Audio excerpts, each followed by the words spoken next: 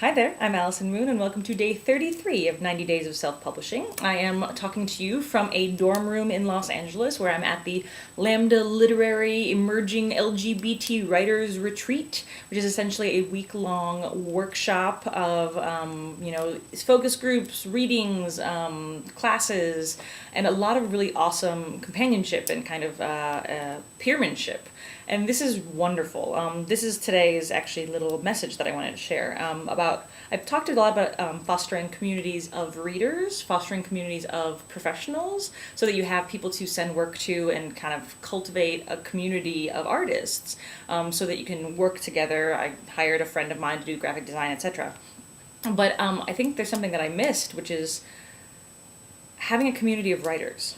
I wrote my first book really in isolation. I wrote it pretty much on my own, and I did that by design. I wanted to see what would come out from kind of a beginner's mind perspective, and I'm really happy I chose that. But now that I'm kind of on the other side of it, I'm finding myself really excited by hanging out with other writers, other good writers, other talented writers, and other queer writers, which may not be essential for you, but there's a certain like-mindedness where I feel like I don't have to justify my choices and around sexuality, and sexuality plays a big part in our books because they play a big part in our lives, and we don't take that for granted. Just like, if you were in a group with similar race people or similar age people, where the idea that the white straight man isn't the default character and that anything else is a variation therein.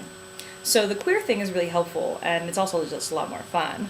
But it's really wonderful to be able to share work with other writers and have your work read aloud in a room and have a lot of great criticism thrown at you. It changes the way you write. It changes the things you notice about your writing. It changes the way you approach writing. And I love this because it's a mix of professional advice and artistic advice. That there is talk of, why an opening is so important from a writer's perspective to, impress an editor, but also why it's important from a writer's perspective to impress a reader.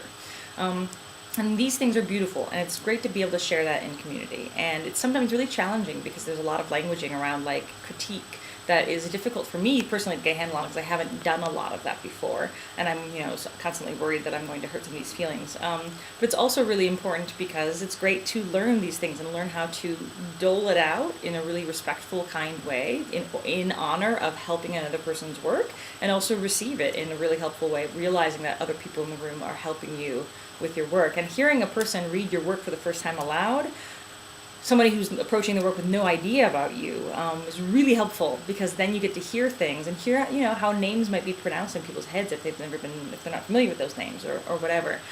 So I'm really honored to be part of this experience, and it's great. I'm doing a lot of work on my book, and I'm workshopping the beginning of the sequel here, which is really challenging because I only have a first draft of it, but I also don't want to workshop something that is hopefully going to print in 3 weeks.